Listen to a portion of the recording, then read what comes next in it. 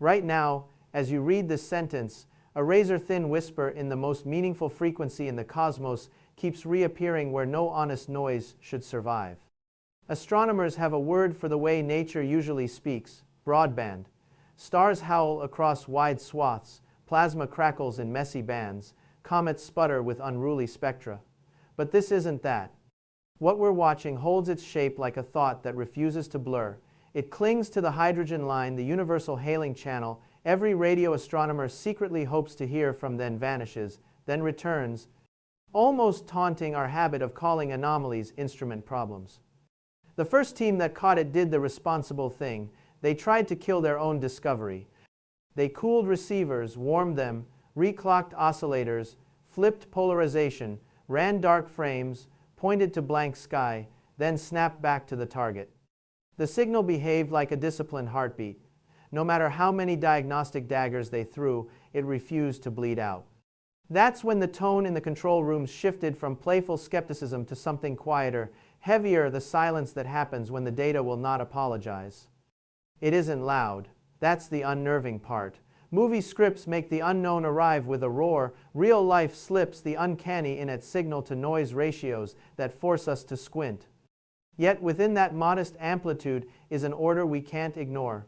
A cadence that stays in step, intervals that hold station, a spectral line that doesn't smear even as telescopes swap watchers, latitudes, and weather. The pattern behaves as if it knows we're testing it, not by answering in words, but by refusing to decay into chaos. Think about what that implies. Natural phenomena love entropy. Time is their solvent. If something remains coherent across instruments, nights, and minds determined to find the flaw, we are either staring at a brand new slice of physics that just happens to cosplay as intention, or we're being introduced to intention itself, in a dialect designed for anyone with a receiver and patience. Sober voices will remind us that the universe is a prankster. We've misread pulsars, blamed aliens for quasars, and turned thermal quirks into legends. That history matters.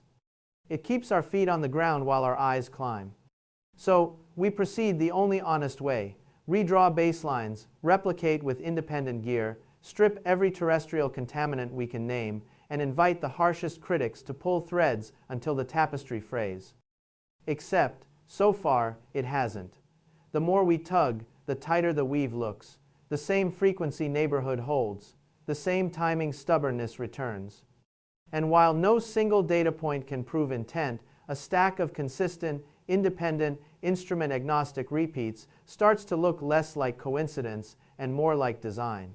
If you were trying to be found across the gulf, if you wanted a language no biology or culture could monopolize, you would choose exactly this tactic: mathematics, restraint, a channel carved into the fabric of cosmology itself.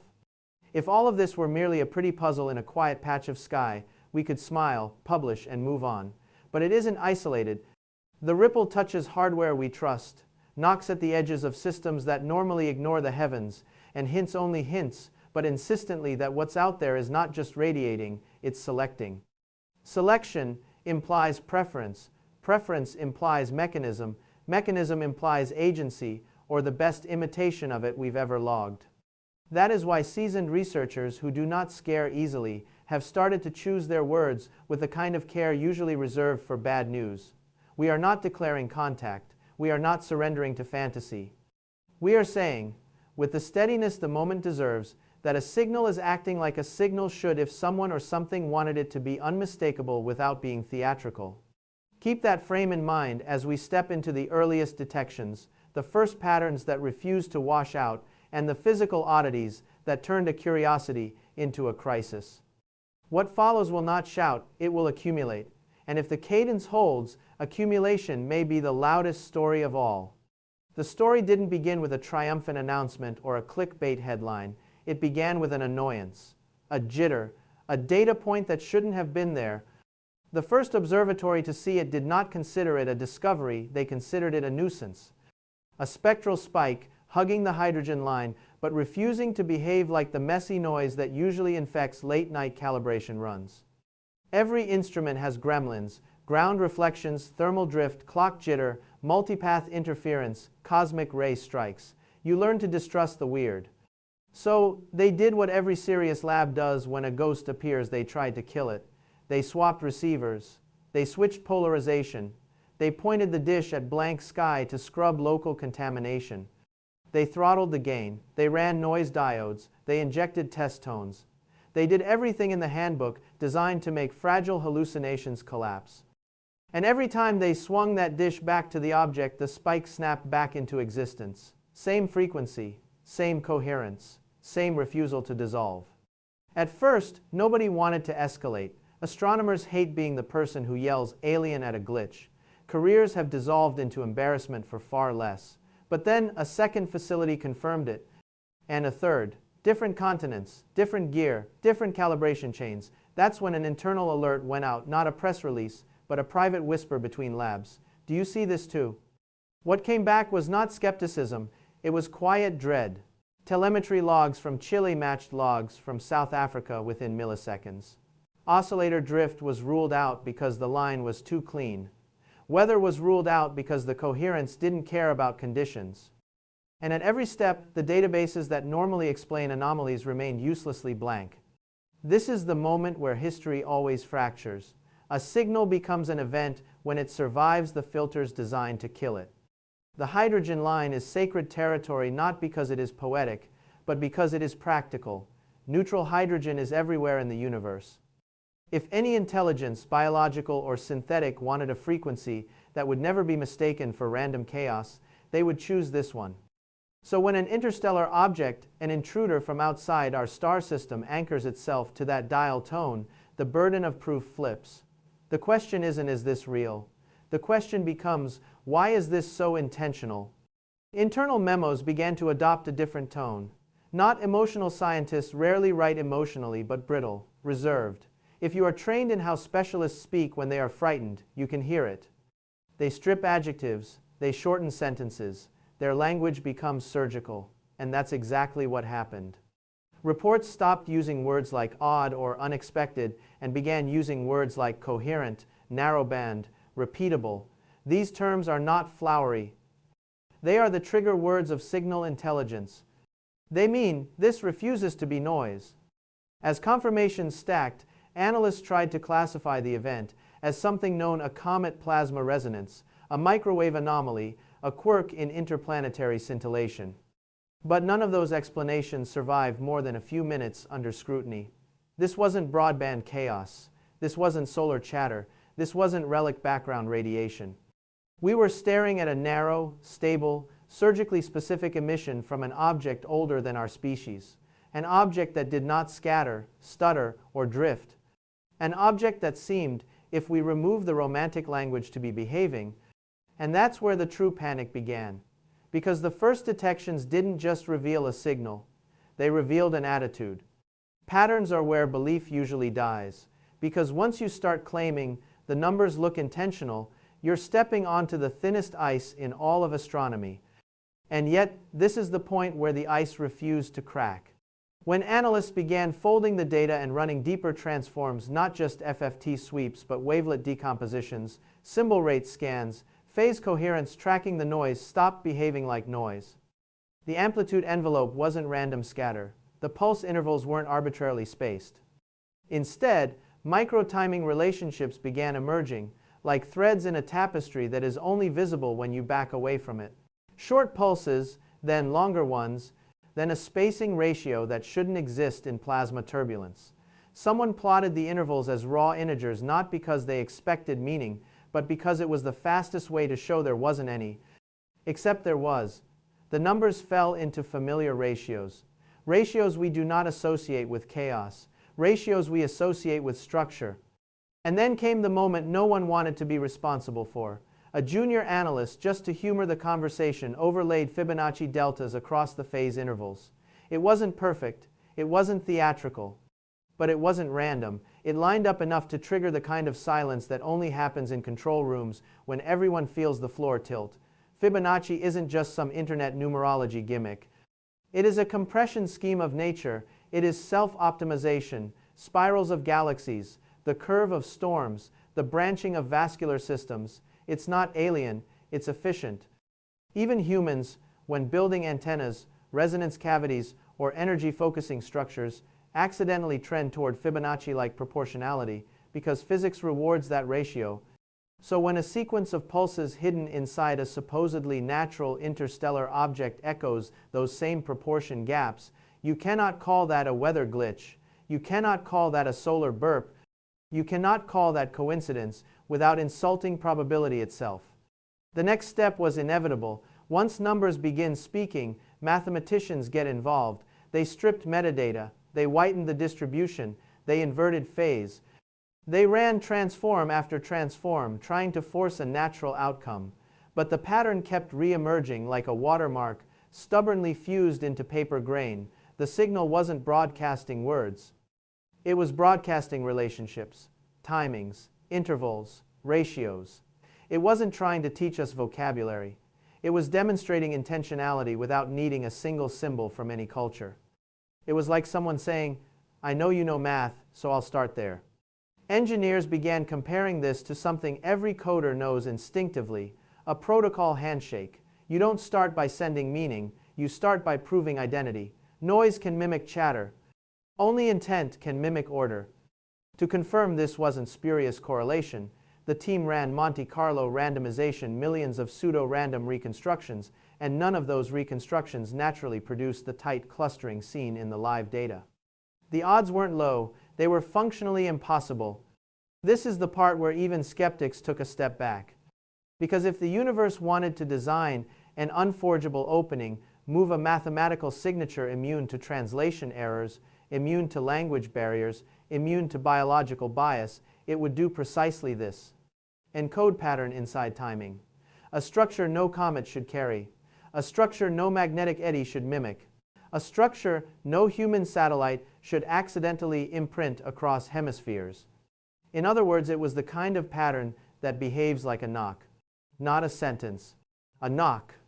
The deeper the analysis went, the more cruel the data became, because the next anomaly didn't hide in the high-order math or obscure frequency transforms. It sat in the one domain that should have been simple, predictable, almost boring: heat. Thermodynamics is the least flexible courtroom in physics. Rocks heat up, ice sublimates. Dust grains scatter radiation. Elegance doesn't matter, temperature obeys the brutal arithmetic of photons and absorption. So when the object began approaching perihelion, the region where comets always brighten, where thermal signatures spike, where sublimation turns frozen surfaces into glowing tails, scientists braced for an ordinary show: a rise in IR flux, a thermal bloom, maybe a coma forming around the object. Instead, the opposite happened. As 3I Atlas moved toward the sun, its thermal signature dropped. Instruments that were supposed to record a warm-up began showing a cool-down. Nothing about that behavior belonged to nature. Even exotic ices don't get colder near a star. Even weird, carbon-rich hypervolatiles still heat before they shed. Heat is not optional. It is not aesthetic. It is the most inescapable tax of proximity to a star. And yet this object, the one emitting coherent signals, began trending in reverse, as if it was drinking in energy, not radiating it away. As if every incoming photon wasn't being scattered back into space, but being absorbed into a sink deeper than any material we've cataloged. JWST observers joked nervously that the object behaved like a perfect thermal predator: no scattering halo, no blooming tail, no messy flare. Instead, a tightening silhouette, an outline that grew darker in every band, a shape that refused to behave like dust or stone or ice, a signature that behaved like engineered absorption. That was the moment the mood changed. Because nature can be surprising, but nature rarely goes inverted. And then came the directional issue, which was somehow worse. When analysts charted the emissions not just in frequency, but in vector, they noticed that the signal's dominant energy wasn't just radiating outward like a flare. It was leaning, biasing, favoring a specific orientation relative to the object's motion. That is not how drifting rubble behaves. The cosmos loves diffusion. It loves symmetrical patterns whenever possible. Space doesn't aim unless something is shaping the beam. So, when they reconstructed angular emission plots, they found a persistent asymmetry, not a perfect laser beam, not sci-fi dramatics, but a repeated directional preference. The signal wasn't just coming from the object, it was being expressed in a direction.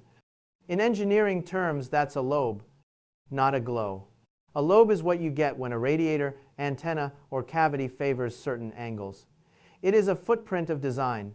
Even primitive antennas have lobes. Even badly constructed resonant chambers produce angular bias. And that's exactly what was hiding in the emission field, a persistent, repeating bias that no thermodynamic model of natural cometary behavior could justify. This forced an ugly question into the conversation, the question nobody wanted to be the first to write in an official sentence. Is the object not just radiating but directing? Because if it is directing, then it isn't passive.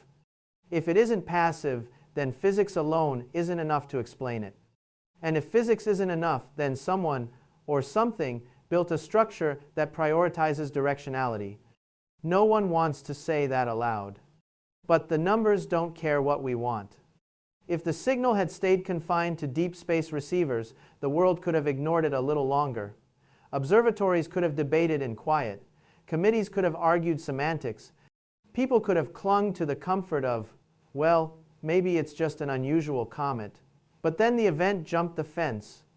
It left the domain of high-end telescopes and entered the circuitry of ordinary human life, specifically radio. Amateur radio, the one space that is both chaotic and brutally honest. Ham radio operators spread across 3 continents began reporting something that should not have been possible. A synchronized burst of white, violent, saturating interference, the exact same event, the exact same duration, the exact same timestamp across thousands of kilometers of separation. For exactly 47 seconds, receivers from Canada to Germany to Japan became deaf. This wasn't subjective, this wasn't anecdotal. Logs don't lie, and radio operators are obsessive log keepers. These are the same people who have, historically, helped triangulate military spy satellites and tracked classified orbital assets long before the public ever heard their names. They know noise. They know what solar flares look like. They know what ionospheric skip sounds like. And this was neither. This was a wave, not a flutter, not a stutter. A wall of static that appeared, held steady, drowned everything, then vanished with total precision as if someone had thrown a switch. When analysts later mapped the locations of every receiver affected, the world went quiet. Because the points formed an arc, a geometric arc. And when you extended that arc back into space, the line intersected directly with the exact position of 3I Atlas at that moment in the sky. Natural interference doesn't draw geometry. Solar storms don't choose arcs.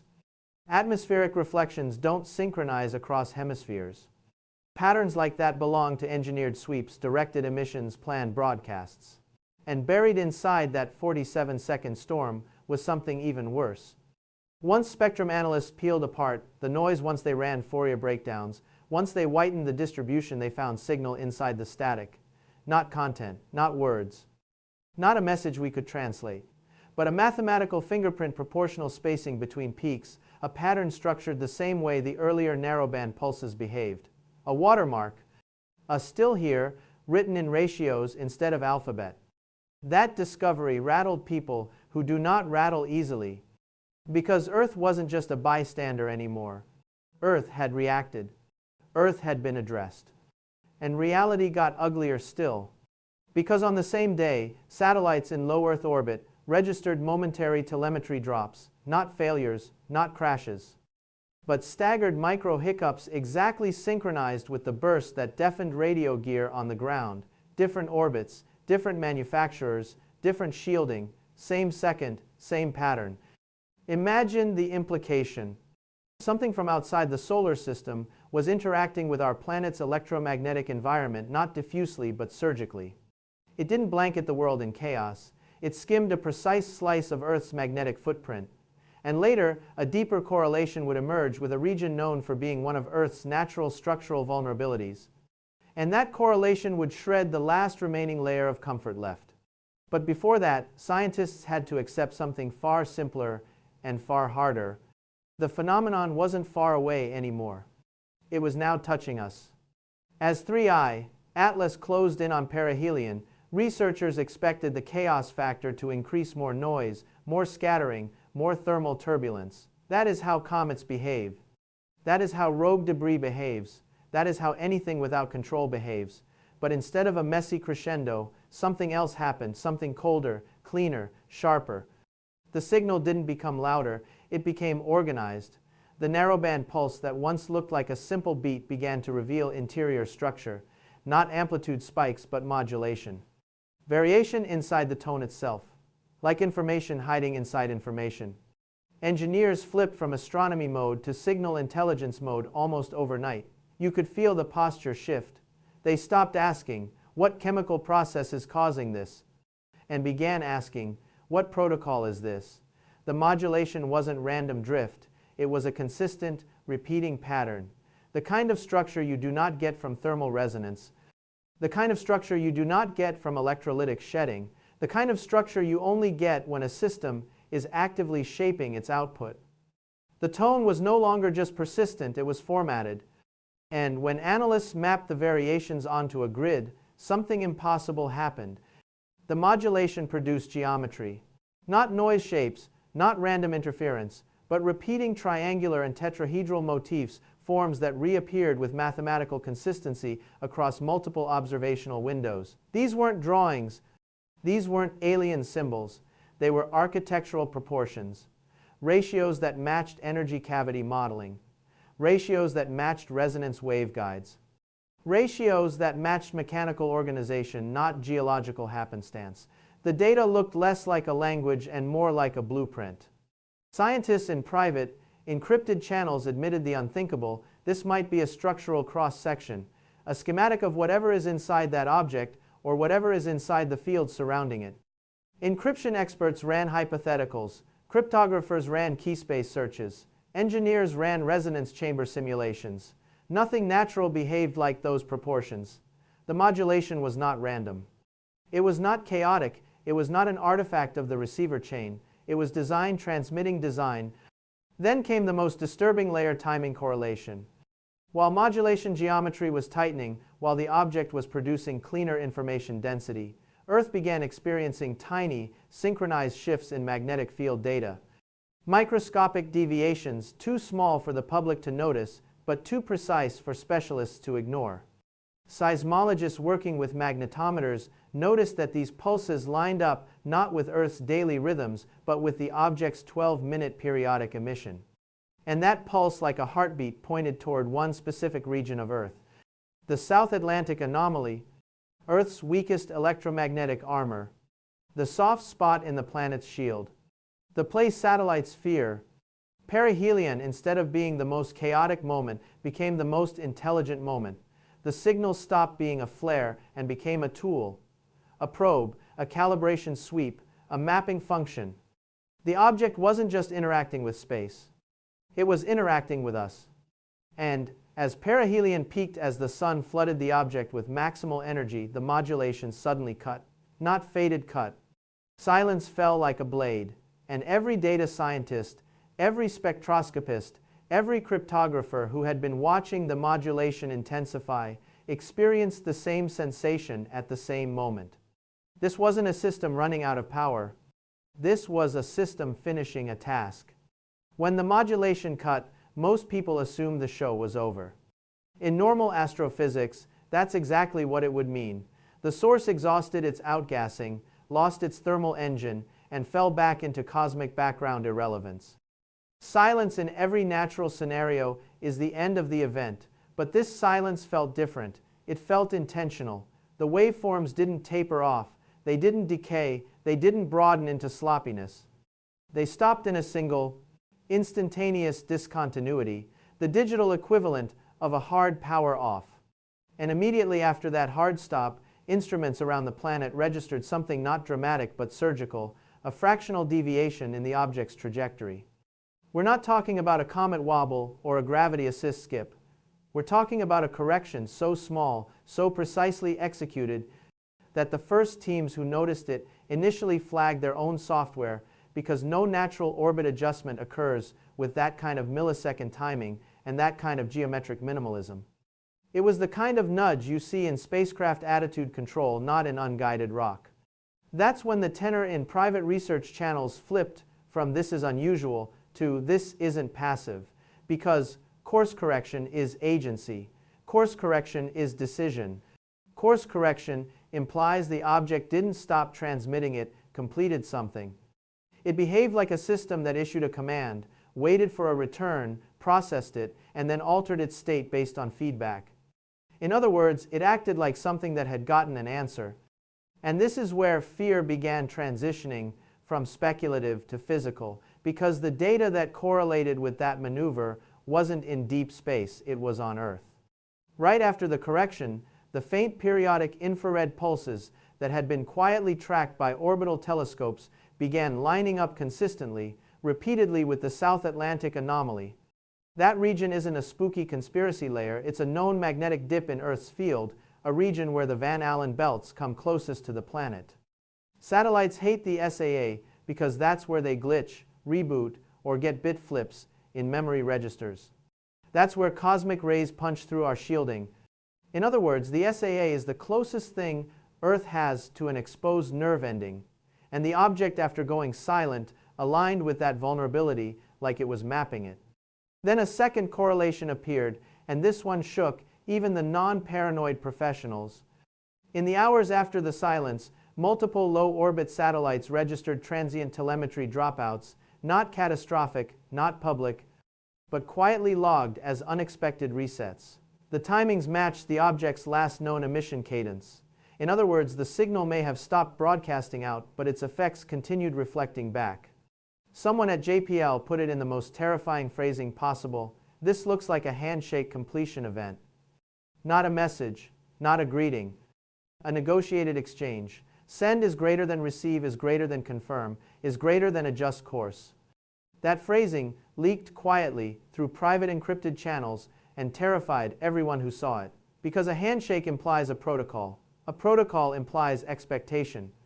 Expectation implies this was not a random incident, but a step in a workflow. And then, as if to lock in the psychological damage, the object simply vanished. No fade, no debris trail, no scattering. The spectral signature blinked out as decisively as if someone had flipped a breaker. Telescopes that had been staring at it for days saw nothing but empty coordinates. Recovery scans found nothing. Radar pings returned nothing. Lagrange observatories saw nothing. The object didn't exit. It stopped being there. But Earth didn't return to normal. Because the magnetic field in the wake of that disappearance did not revert to baseline, it held a tiny residual wobble. A persistent, subtle distortion, like a tuning fork that had been struck and had not yet stopped vibrating. And that residual signature, that lingering after effect, was more terrifying than the object itself. Because it meant 3I, Atlas didn't simply leave. It left something behind. Even after the object vanished, even after the coordinates went blank, the story refused to end, because astronomers could have closed the file if the phenomenon had simply burned bright and then died. That is the signature of nature: flare, peak, decay, silence. But this left behind distortion, this electromagnetic bruise imprinted on our planet, did not behave like decay. It behaved like residual state. Field sensors in multiple countries began reporting the same subtle warp, a persistent thinning in flux density near the South Atlantic anomaly. Not sharp, not catastrophic, just wrong. Wrong in the way a tuning fork remains wrong after someone flicks it. Wrong in the way a system remains engaged after a handshake has occurred. And that is the part that terrifies the people monitoring this privately, because it implies ongoing coupling. You don't get after-effect coupling from a passing rock. You get that from a system that binds. This is where the questions become existential rather than academic. The implications are not about aliens in the cartoon sense. The implications are about infrastructure, about architecture, about whether this solar system is a blank canvas or a pre-wired machine. Because if the object's behavior represented activation rather than broadcast, then we have to consider a scenario radically more unnerving than first contact. We have to consider the possibility that we were not the ones being contacted at all. We might have simply been in the room when another system pinged another system and the Earth happened to be the interface surface. That would mean this was not a message to us. It might have been a message using us. And in that framing, humanity stops being a participant and becomes a sensor.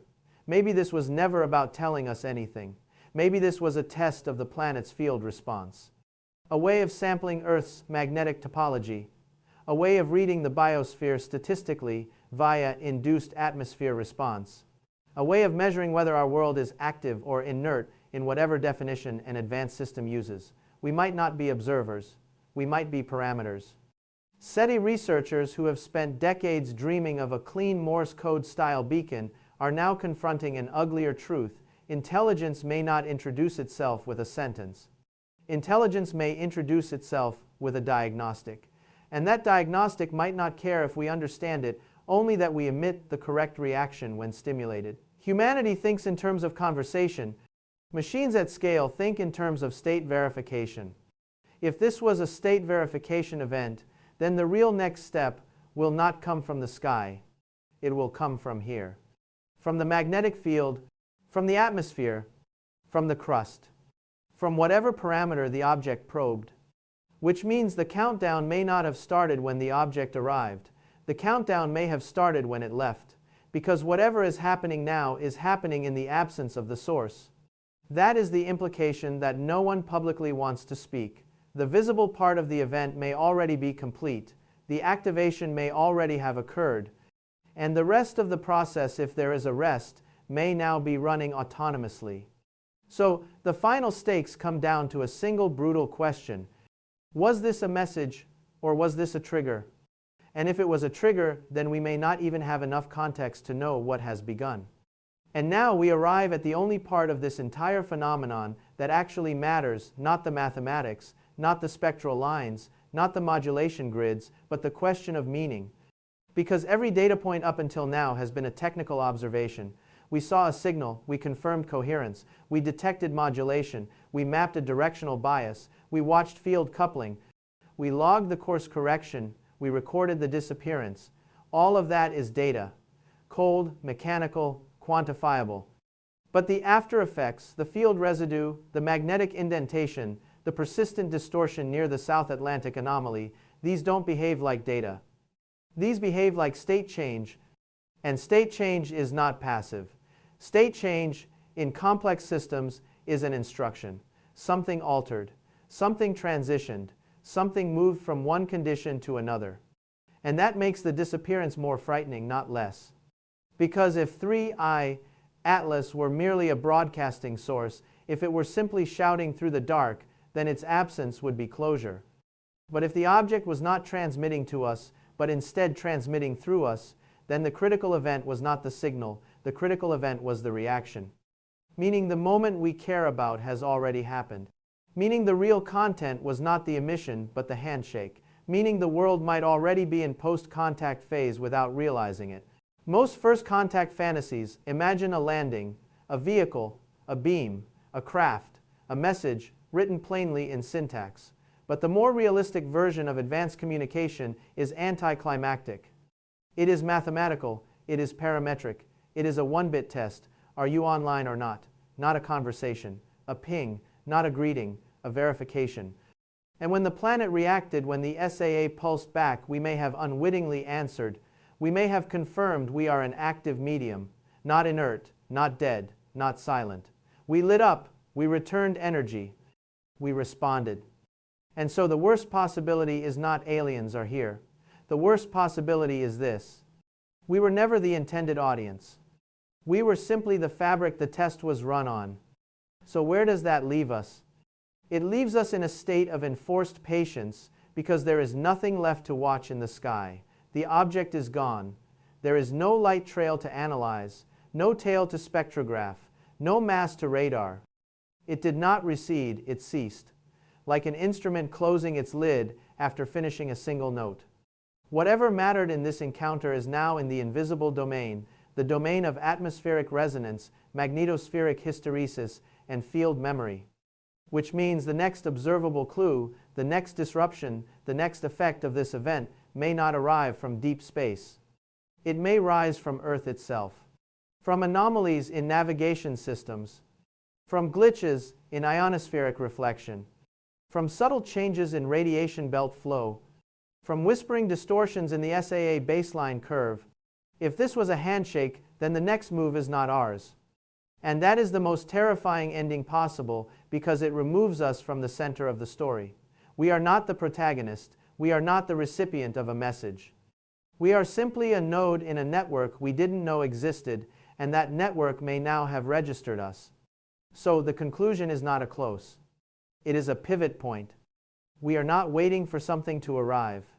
We are waiting to discover what has already begun.